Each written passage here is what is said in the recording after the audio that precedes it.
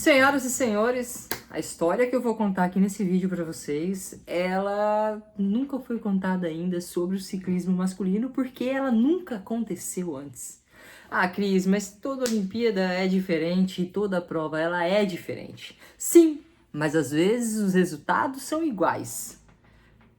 Porém, o que eu trouxe para vocês nunca aconteceu antes na história. Os resultados desses Jogos Olímpicos de Paris 2024 nunca aconteceu antes na história do ciclismo masculino. Do feminino sim, mas do masculino não. Pessoal, vou trazer aqui para vocês um super resumo e também uma análise dos acontecimentos dessa grande prova de 275 quilômetros em disputa da medalha de ouro dos Jogos Olímpicos que está acontecendo em Paris, e foi uma prova muito legal. Sou suspeita a falar, porque eu sou um entusiasta, um amante do esporte, mas assim, faltando 90 quilômetros para acabar a prova, você não podia mais olhar para o lado. Pessoal, é o seguinte, começou a prova, já ali com 5 km, 10 km de fuga, saiu aquela fuga marota que sempre sai no pelotão, aqueles atletas querendo mostrar o nome, o uniforme do seu país. Nessa fuga tinha mais ou menos 5 atletas de países que têm bem pouca tradição no ciclismo de estrada, como a Grécia, Marrocos, Ruanda, né? Uma fuga bem inusitada, mas que essa fuga rodou 140 quilômetros. Tá? O pelotão demorou mais ou menos 140 km para pegar ela.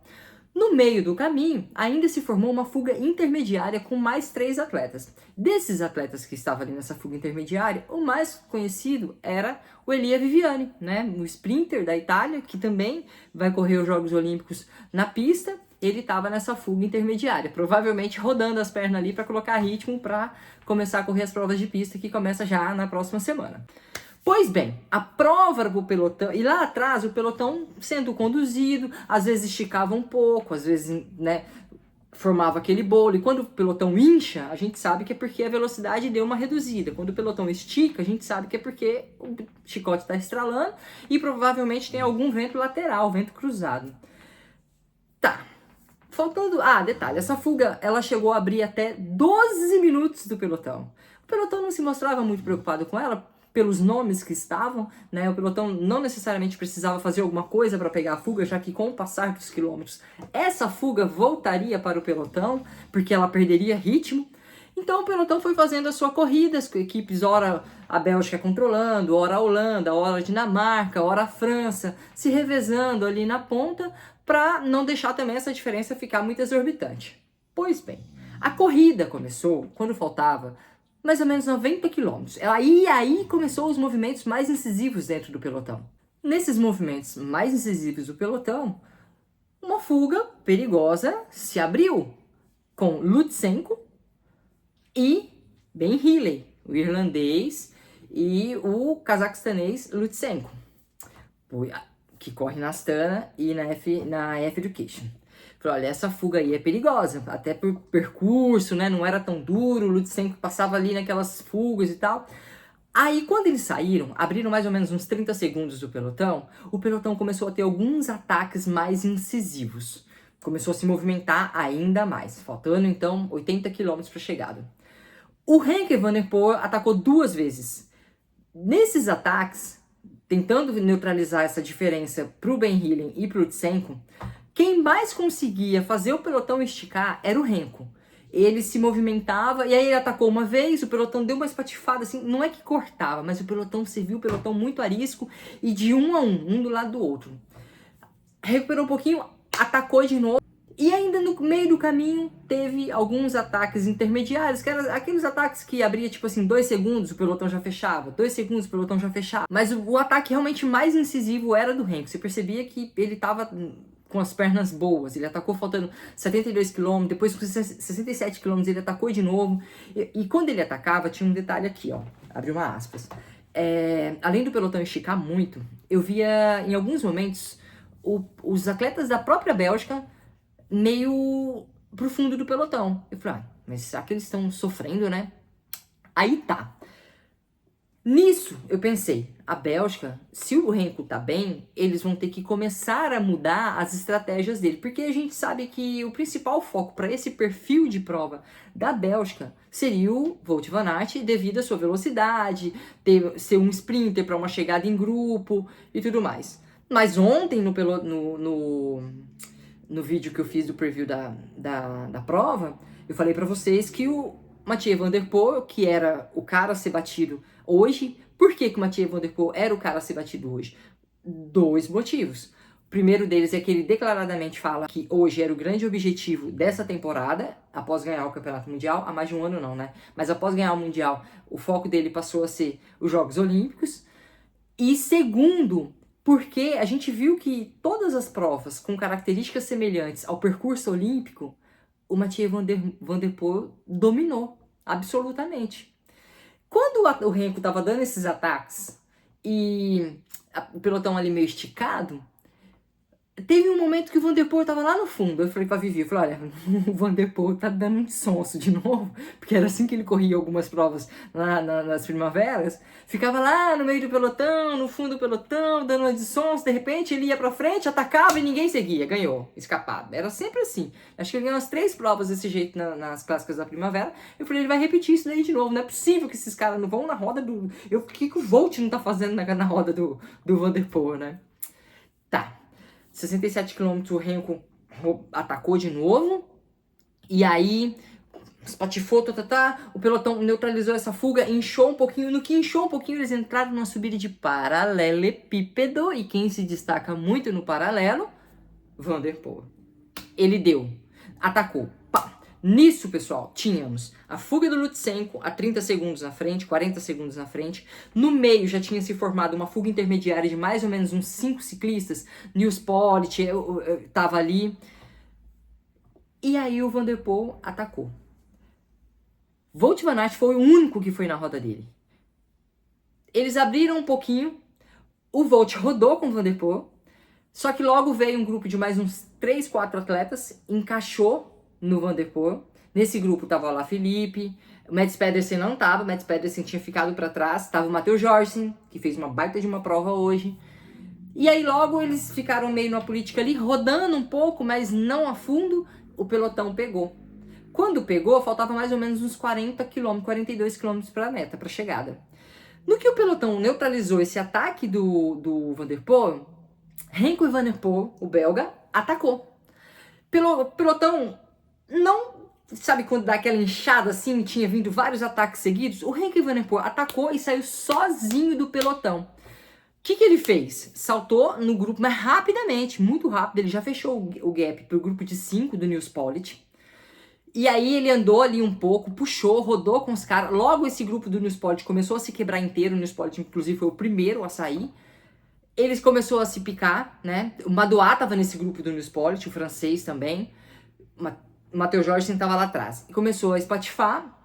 E aí, logo em seguida, esse grupo, que agora é do Renko, né? Porque é o Renko que tava puxando muito mais do que qualquer outro ali naquele grupo, que era de 6, passou para 3, já neutralizou a fuga do Lutsenko e depois pegou o Hindley, porque o Hindley largou o Lutsenko antes, né? Ele chegou a rodar, o Hindley, aliás, o irlandês, chegou a andar sozinho na prova e o Renko foi matando esses caras, espatifando todo mundo na roda do Renko e sobrando. Quando o Renko e o Madouas, francês, pegou o Hindley, ele ainda conseguiu andar ali um tempinho na roda dos dois, seguindo, aí até que o Hindley sobrou e lá atrás tá caceira. Pra lá, pra cá, o pelotão todo espatifado, finificado, e o pessoal atacando pra lá, atacando pra cá, e neutralizando também esses atletas intermediários que estavam numa fuga, né?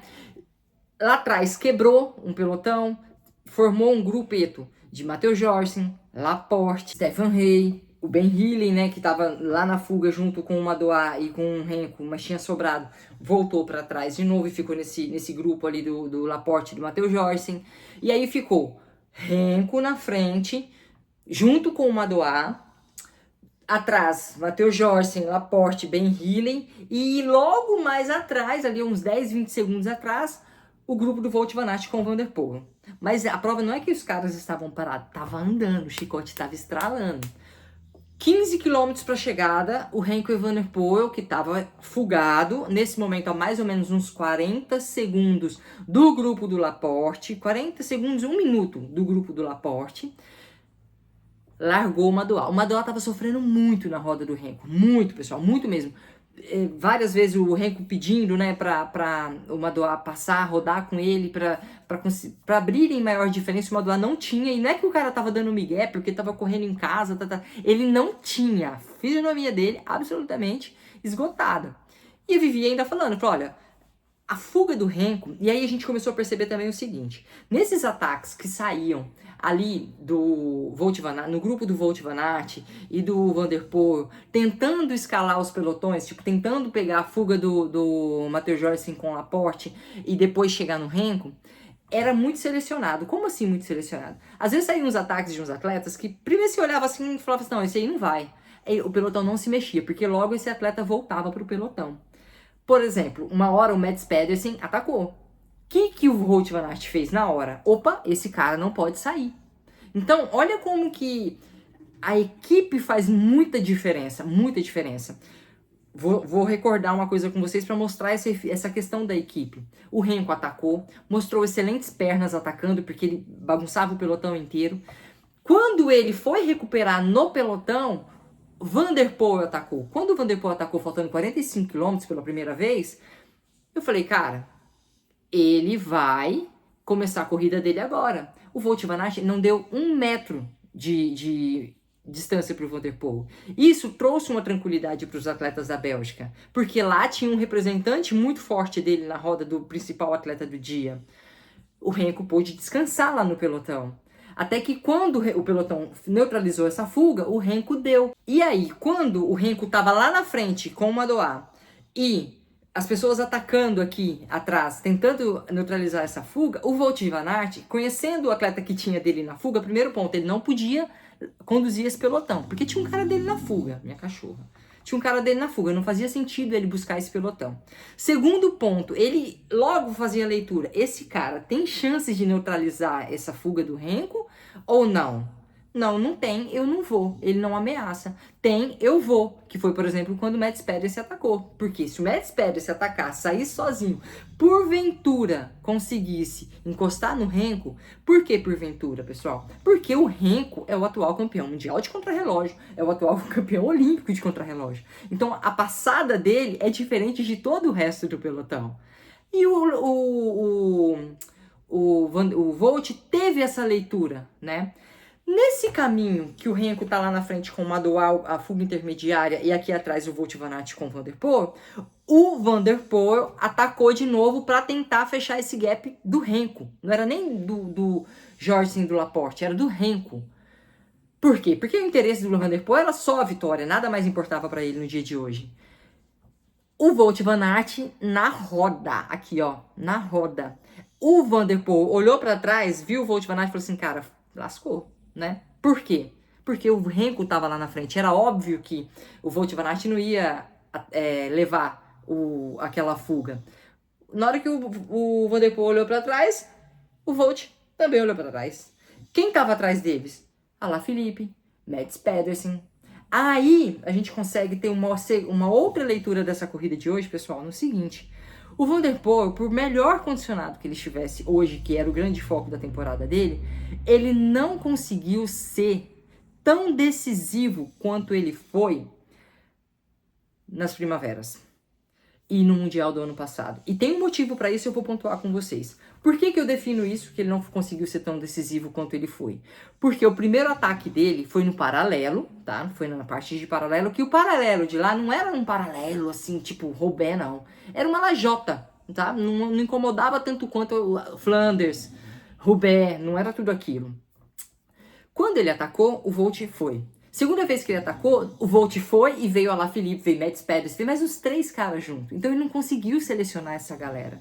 E por que ele pode não ter sido tão incisivo assim, né, nessa corrida de hoje, ou tá tão forte assim, como ele se mostrou na Clássica das Primaveras? Primeiro porque hoje ele tinha o Wout van Aert na roda dele para neutralizar os seus ataques. Segundo porque o percurso, por mais seletivo que fosse, não tinha os paralelos que o Van der Poel gosta para ele ser absolutamente decisivo. E agora eu vou dar a minha opinião. O Van der Poel, ele é um cara fora da curva. Van der Poel, Wout van Aert, Pogacar, Jonas Vingegaard, Renko Van der Poel, são caras fora da curva. Mads Pedersen é um cara bom, mas é um cara ok, é um ser humano. Esses outros nomes, principalmente Van der Poel, Renko, Jonas e Pogacar, são caras assim, eles são fora da curva na especialidade deles. E aí, só que para ele fazer a diferença mesmo, ele precisa que tenha os blocão, sabe? E hoje não tinha. O que tinha não era o suficiente para ele fazer a diferença. Uma leitura que os fãs do Van der Poel vão ficar brava comigo, mas eu tenho esse conceito para mim desde a Liège-Bastogne-Liège desse ano, é que o Van der Poel, ele é fora da curva, como eu acabei de falar. Mas quando tem paralelo. Quando não tem, ele é mais um dos candidatos, mais um dos tops. Se vocês forem buscar as vitórias do Van der Poel, elas estão sempre muito relacionadas a esse tipo de piso, esse tipo de relevo. Isso não é um desmerecimento do Mathieu Van der Poel, pelo contrário, ninguém anda nos pavês como o Mathieu Van der Poel anda. É só um comentário que eu gostaria de fazer com você, porque o meu objetivo não é só trazer o resumo da prova para vocês, é trazer para vocês também uma leitura do que acontece e por que algumas coisas acontecem dentro do pelotão. Fechado isso aqui, vamos voltar para a corrida então. 15 km para a meta, pessoal. Renko na frente, Madouas na roda do Renko. Grupo do Laporte, Matheus Jorgensen, Rei Stefan, Ben Hillen e Marco Haller. Atrás, grupetão, perseguindo. Faltando 15 km para a chegada, o Renko Van der Poel, que não tinha uma Madouas para ajudar ele a abrir as chegadas e ele precisava definir aquele resultado, não podia levar o Madouas para o sprint, porque a gente sabe que sprint é sempre 50-50, independentemente de como o cara está. O cara pode estar morto, nunca leve ninguém para o sprint. Se o cara estiver na sua roda e ele não quer rodar com você, começa a atacar para largar essa pessoa. Ah, eu tô morto, tô cansado. Não leva para o sprint. Sprint, a pessoa vê a meta ali, vê aquela bandeira quadriculada, meu irmão, ela se transforma. Então, o que o Renko fez? Uma subida dura, que tinha uns lajotão, atacou. Madouas ficou plantado. Ele já não tinha muito tempo, né? E nesse momento concretizou-se essa questão. E aí o Renko Van der Poel só foi, ó, abrindo 10 segundos, 5 segundos, 5 segundos, 10 segundos, 20 segundos. E lá atrás o grupo do Laporte, que estava nesse momento a mais ou menos 1 minuto e 15 do Renko Van der Poel, começou a se aproximar do Madouas. E o Renko Van der Poel abrindo cada vez mais do Madouas. Nesse momento aí, pessoal, eu já pensei assim, ó, bom, a disputa, o Renko Van der Poel abriu 50 segundos do Madouas. Falei, acabou a corrida, sabe o que eu fui fazer? Eu fiquei aqui com a televisão no ciclismo, e eu comecei a assistir a ginástica, que tava passando a Rebeca também. Eu fiquei assistindo a Rebeca lá, comemorando a medalha de prata dela e tudo mais. No outro celular, tava vendo judô, e deixei a corrida no ciclismo, não acabou ali. O máximo que vai acontecer é o quê? Esse grupo do Laporte pegar o Madouas e o Laporte ir sprintar pelo segundo lugar. Né? Porque a gente sabe que nesse grupo aqui, Laporte, Madouas, Ben Hillen e tal, o Laporte para sprint era o mais rápido deles. E correndo dentro de casa, então a gente sabe que a força dobra, né? Deixei a corrida lá.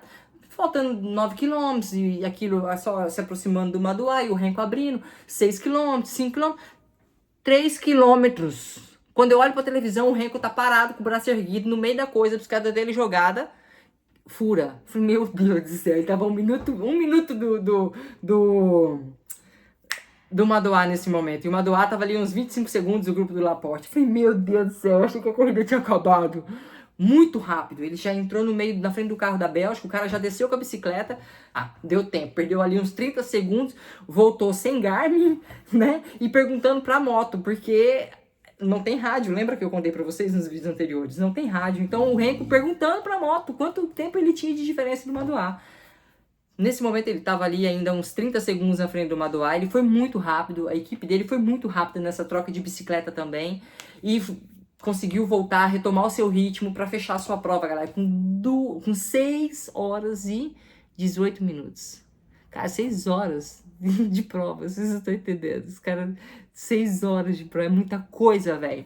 E o Renko agora, ó, campeão olímpico de estrada, campeão olímpico de contrarrelógio. Isso nunca aconteceu antes na história do esporte, do ciclismo masculino. Feminino já aconteceu, do masculino não. É a primeira vez que nós temos um campeão olímpico no contrarrelógio individual e ele mesmo ganha a prova de estrada. Dominante. Dominante, não tem nem o que falar. Detalhe, O Renko já ganhou o Mundial de Contrarrelógio Individual, ele é o atual Mundial de Ciclismo de Estrada, ele é o atual campeão mundial de Contrarrelógio Individual, ganhou o Contrarrelógio das Olimpíadas e ganhou a prova das Olimpíadas de Estrada. Né? Fora a clássica, enfim, vários títulos que ele tem aí, eu acho que depois eu vou fazer um vídeo sobre isso, porque agora, com certeza, a meta dele é bater Pogacar na alta montanha. É a única coisa que falta pro Renko. E eu tenho certeza que ele vai em busca disso. Muito legal a prova, com várias movimentações. Jogo de equipe hoje fez diferença? Muita. Lógico que fez, né? Nessa movimentação. O Tiesj Benoot fez uma baita de uma prova também, quando saiu uma fuga intermediária, o Tiesj Benoot, que é um belga, fechou esse gap. Né? A Bélgica hoje trabalhou muito bem. O Steven saiu em algumas fugas intermediárias, que é importante esses movimentos para você ter tranquilidade. Sempre tem um atleta lá na frente, sempre tem um atleta lá na frente. Mas, independentemente de equipe, o Renko se mostrou com as pernas monstruosas hoje. Desde quando a prova começou a se movimentar, o Renko Evenepoel era o cara, nitidamente o cara mais forte do pelotão. Tanto que quando faltava ainda ali 80 km, 70 km para chegar, eu falei, cara, a Bélgica vai ter que começar a repensar suas estratégias, porque o Renko é o mais forte da Bélgica hoje. O Wout pode ser o mais rápido, mas o Renko era o mais forte. Cara, não deixou dúvida para ninguém. Escapado sozinho, faltando 15 km para a chegada, ele só foi abrindo. E foi uma prova que, assim, não é que o Renko abriu e o pelotão ficou ali tentando entender o que ele estava fazendo. O Renko abriu e o pelotão se mexendo o tempo inteiro tentando fechar esse gap e não conseguia. No final do dia, o Renko Evenepoel garantiu seu título. O Madouas, que estava na roda do Renko, conquistou a segunda colocação, chegou muito emocionado, chorando muito, francês em casa. E, não satisfeito, o Laporte, que também é francês, corre na Visma, bateu o sprint ali no pelotão do Matheus Jorgensen e fechou o pódio na terceira colocação. Ou seja, a França garantiu 2 pódios hoje, mas o dia foi do Renko Evenepoel. O Matheus Jorgensen, que eu falei para vocês, fez uma baita de uma prova, porque durante todo esse tempo que eles estavam perseguindo o Madouas, durante um tempo o Madouas e o Renko, e depois o Madouas para depois tentar o Renko, o Matheus Jorgensen na fuga era o que mais tirava, e ele estava chamando o grupo, só que tinha um detalhe, o Laporte, como ele tinha o Madouas na frente, ele não podia puxar, né? Então ele só seguia ali, às vezes o Laporte muito esperto, marcando seu companheiro de equipe, Matheus Jorgensen, né? Daí o Laporte acabou indo mais fresco para a chegada, além dele ser o mais rápido naquele grupo. E ainda tem um detalhe, o Laporte não sabia que ele estava disputando o pódio ali, né? Olha só, ele chegou, garantiu o seu pódio, bateu o sprint, mas ele não tinha certeza que ele estava ali disputando um lugar no pódio.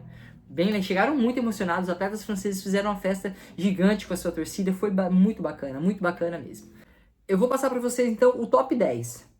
Renko Evenepoel, Madouas, Laporte, primeiro, segundo, terceiro, pode entrar aí. Attila Valter, da Hungria. Depois, na quinta colocação, da Letônia, Tom Skilgens. Sexta colocação, Marco Haller, da Áustria. Depois, a Suíça, na sétima colocação, com o Stefan Rey. Eslovênia, na oitava colocação, com o Tratnik. Olha a Jumbo colocando 3 atletas, a Jumbo não, gente, a Visma colocando 3 atletas no top 10, né? E o Ben Healy, que saiu naquela fuga lá nos 90 km para meta, fechou o top 10 ali. O Alaphilippe ainda veio na 11ª colocação e o Mathieu Van Der Poel fechou na 12ª colocação. Logo atrás dele veio o Pidcock, e aí depois veio República Tcheca com Matthias Vec, Mateu Matthews da Austrália na 15ª colocação. Colômbia, melhor da América Latina, que o Buitrago na 19ª colocação. E eu vou trazer para vocês também o Vinícius Rangel, fechou a prova na posição 77. Na posição 72 de 77 atletas que completaram a prova. Foi ok ali. Eu esperava o Vini um pouquinho mais pra frente, eu tinha postado ele no top 35, no top 40. Enfim, o pelotão é muito duro, né? E ali, o pelotão pequeno, aí o chicote estralou. A prova andou muito hoje, pessoal. Muito. Então é isso, galera. Uma prova muito bacana de se assistir. Eu espero que eu tenha conseguido trazer para vocês aqui a emoção que eu senti na prova. Eu gostei muito da corrida. O Renko não é o meu predileto. A Vivi torce muito para ele. Meu predileto é o Volt, né? Tava torcendo pelo Volt por todo o contexto da temporada. Não deu, mas fiquei bastante feliz também com a vitória do Renko. Que na verdade a gente não fica triste pela vitória de ninguém. A gente só aprecia, bate palma. Um ou outro a gente comemora um pouco mais ou um pouco menos, mas nós somos muito privilegiados por ter tido a oportunidade de assistir a prova que esses caras fizeram hoje. Então foi assim um provão, digno mesmo de um título tão importante que estava em disputa. E você, o que achou dessa prova? Coloque aqui nos comentários que eu vou estar lendo e trocando uma ideia com vocês. Um abraço, até amanhã que tem a prova feminina.